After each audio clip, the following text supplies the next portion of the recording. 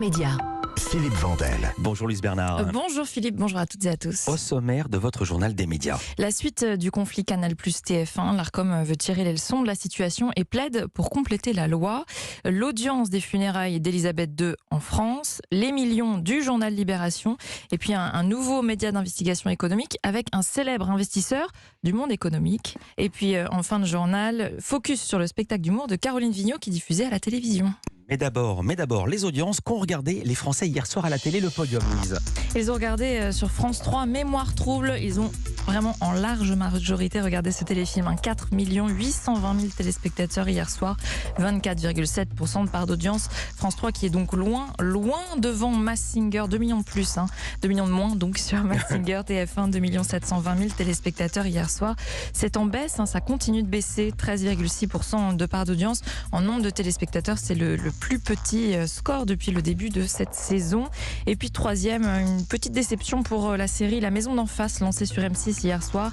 1 620 000 téléspectateurs en moyenne sur les 2 premiers épisodes, 8,9% de part d'audience. Europe 1, le journal des médias. Qui démarre avec la suite du conflit Canal+ TF1. Le président de l'Arcom, c'est le nouveau nom du CSA, appelle à changer la loi. Roch-Olivier Maistre était auditionné hier après-midi devant les députés, devant la commission des affaires culturelles de l'Assemblée nationale. Alors parmi bien d'autres sujets, celui du conflit qui oppose Canal+ et TF1 est arrivé sur la table avec la question du rôle de l'Arcom pour aider à résoudre ce différend. Alors pour rappel, Canal+ a coupé la diffusion des chaînes du groupe TF1 faute d'avoir trouvé un accord commercial pour renouveler leur contrat de diffusion. Canal+ estime que TF1 demande beaucoup trop d'argent. La coupure, elle, prive totalement l'accès aux chaînes TF1 à certains foyers en zone blanche qui ne reçoivent la télé que via le satellite, via Canal+. Donc, une situation que Roch-Olivier Maistre a qualifiée hier de prise d'otage. Le litige qui oppose TF1 et Canal est un litige purement commercial sur un montant de rémunération. Il n'est pas normal que les téléspectateurs soient pris en otage. Et de ce point de vue-là, je l'évoque devant vous, le fait de songer à compléter la loi me semble devoir être examiné sérieusement parce que ce type de litige, on les a déjà connus par le passé, on en connaît un aujourd'hui. On peut en connaître d'autres demain puisqu'il y a d'autres négociations qui sont à venir. Et les téléspectateurs n'ont pas à être l'otage d'une négociation purement commerciale. Roch-Olivier Maistre devant donc la commission des affaires culturelles de l'Assemblée nationale. Compléter la loi, ça veut dire réfléchir à des dispositions pour permettre à l'Arcom d'empêcher la coupure du signal. Réfléchir aussi à, je cite, une obligation de portage des diffuseurs satellitaires, ce qui, dans ce cas précis, aurait contraint Canal+ à continuer de diffuser les chaînes du groupe TF1 en zone blanche. Enfin, Roch-Olivier Maistre a rappelé que l'Arcom continue encore aujourd'hui de jouer un rôle de médiation entre Canal+ et TF1 et qu'il espère sortir de ce litige rapidement.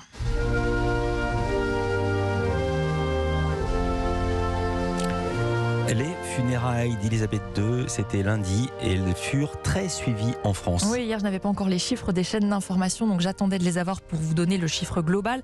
Alors c'est pas si facile en fait d'en donner un parce que les éditions spéciales des chaînes n'ont pas commencé tout en même temps et n'ont pas duré le même temps non plus. Celle avec de TF1 par exemple avec Gilles Boulot et Anne-Claire Coudray a commencé à 8h. Julien Bugier, lui, a pris l'antenne à 10h sur France 2. Les chaînes info, elle était en spécial toute la journée, depuis plusieurs jours même on peut dire. C'est vrai. Et M6 a prolongé son journal du midi pour faire suivre la cérémonie. Donc, on va se baser sur les audiences entre midi et 13h. C'est celle, en fait, pendant le cœur de la cérémonie. Eh bien, il y avait 7,5 millions de Français devant leur télé pour suivre l'événement selon Médiamétrie. Ça veut dire que 66% des Français qui regardaient la télévision regardaient les funérailles. C'est énorme. Les 2/3 des gens devant la télé étaient devant les funérailles. Mais alors, à titre de comparaison, pour vous rendre compte, c'est un petit peu plus que les obsèques du prince Philippe, le mari de la reine, en avril 2021. Ça avait été suivi par 7 millions de Français tout de même.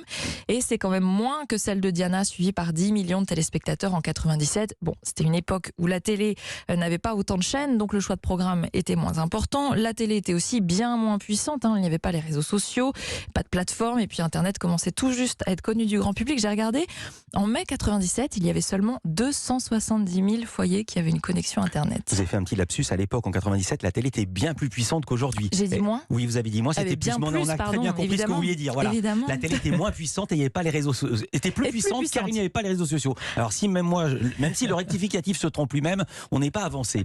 Bon, voilà pour la France. En tout cas, on ne connaît pas encore l'audience mondiale de l'événement. Les projections avancées étaient de 4 milliards de téléspectateurs.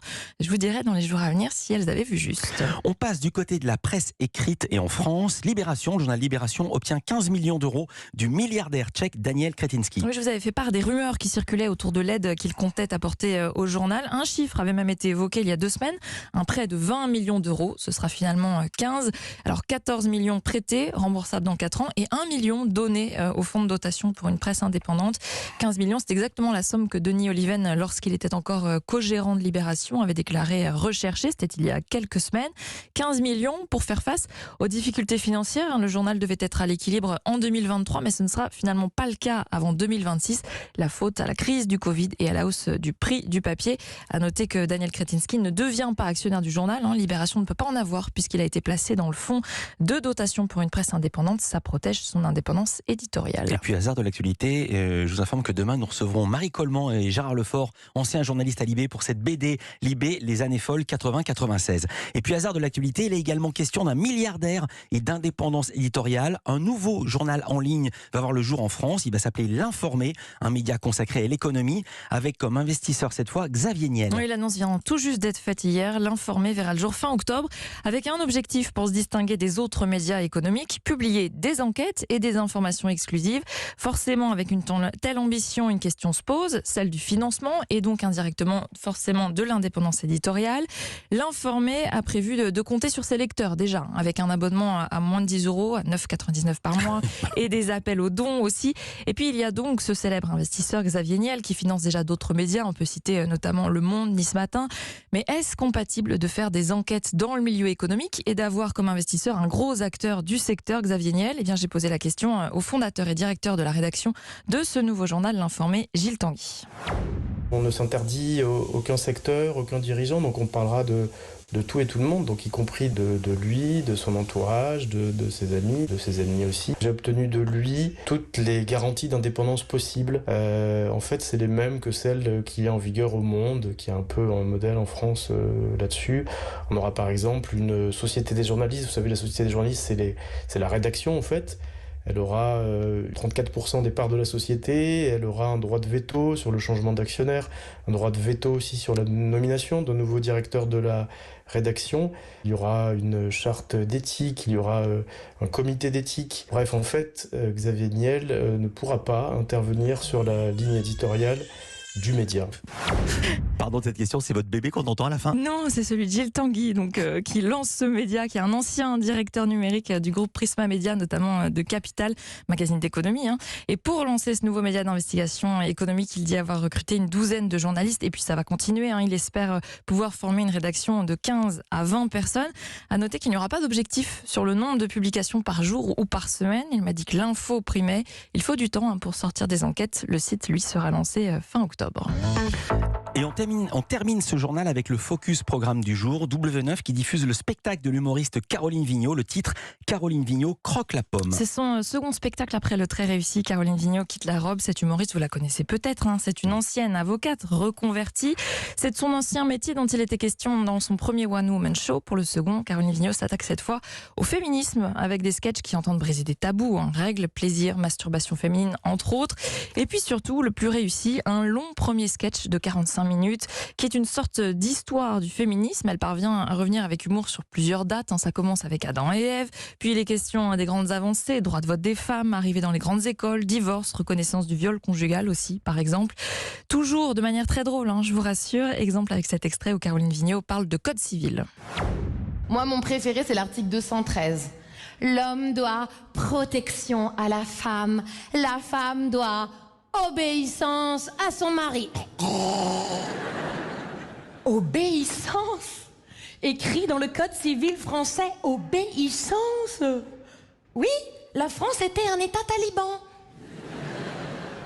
Ça veut dire que pour être une femme libre, il fallait être veuve.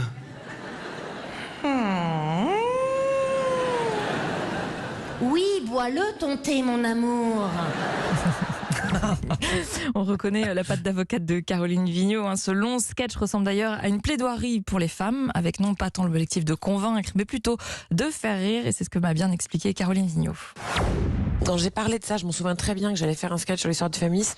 Les gens me regardaient avec des yeux ronds en disant voilà, ça va être chiant. Et c'est vrai que même dit comme ça, ça a l'air un peu rébarbatif. Mais dès que vous mettez une vanne, et comme c'était vraiment quand je l'ai écrit, je m'étais mis ça comme objectif. Une date, une vanne. Il n'y a pas une seule date où il n'y a pas de vanne. C'était vraiment hyper important pour moi. Parce que par le rire, c'est comme un wagon dans lequel on peut mettre quelque chose et on peut atteindre les gens beaucoup plus facilement. Par le rire, on montre en plus l'absurde d'une situation. Et donc même les gens se disent c'est vrai que c'est dingue cette histoire. Et en plus l'avantage avec ce sketch c'est quand vous cumulez comme ça toutes ces dates les unes après les autres, vous dites ah mais on revient de loin quand même. Caroline Vigneault croque la pomme est diffusée demain soir à 21h05 sur W9. Merci beaucoup Louise Bernard. On retrouve ces infos dans notre newsletter média. L'inscription est gratuite sur europe1.fr. À demain Louise pour un nouveau journal des médias et peut-être les audiences mondiales en milliards. Ah j'espère, je les attends.